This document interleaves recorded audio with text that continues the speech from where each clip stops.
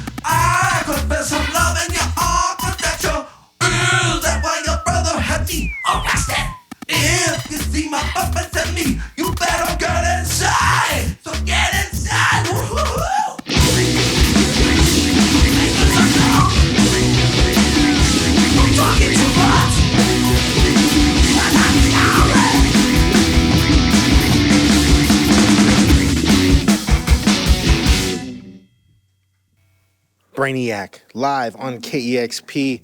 That was Mr. Fingers from 1997's Electroshock for President.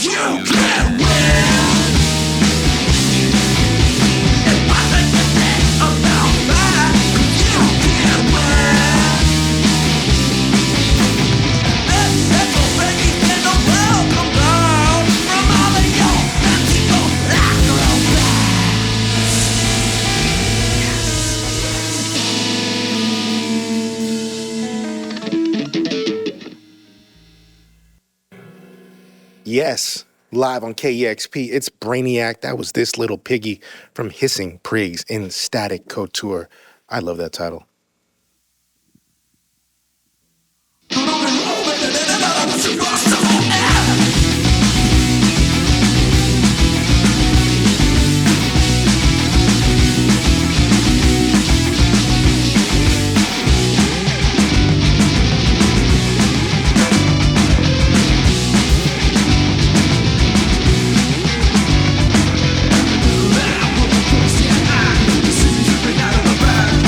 We're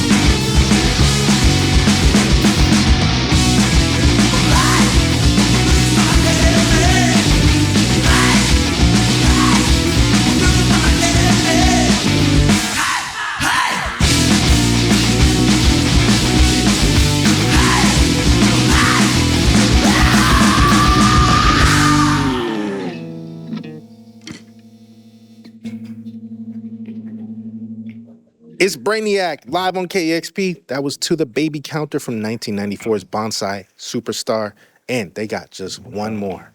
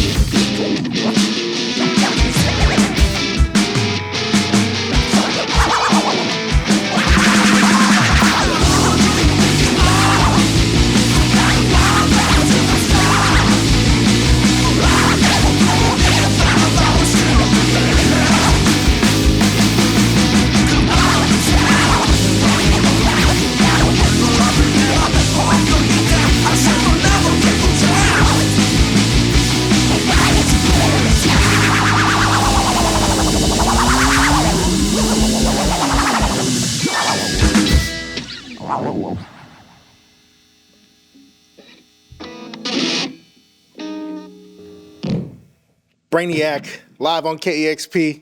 Thank y'all for being here. Thank you for having us. Absolutely. Pleasure's all ours. Man, it's so good to have y'all here. You guys have always been such outliers, and it's wonderful to see y'all doing your thing. I know a lot of listeners know Brainiac.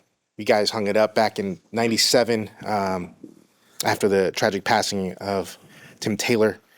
I'm curious, what were the circumstances that brought y'all back together and reconvened Brainiac?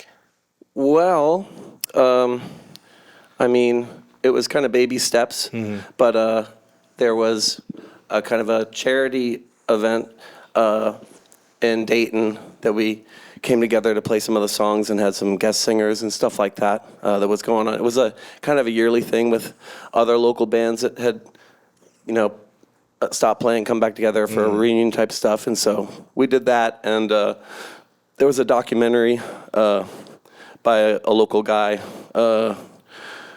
named Eric Mahoney. And through doing the documentary of us guys getting together and being interviewed and hanging out more again and stuff like that, it was a really good experience for all of us and Tim's mom as well.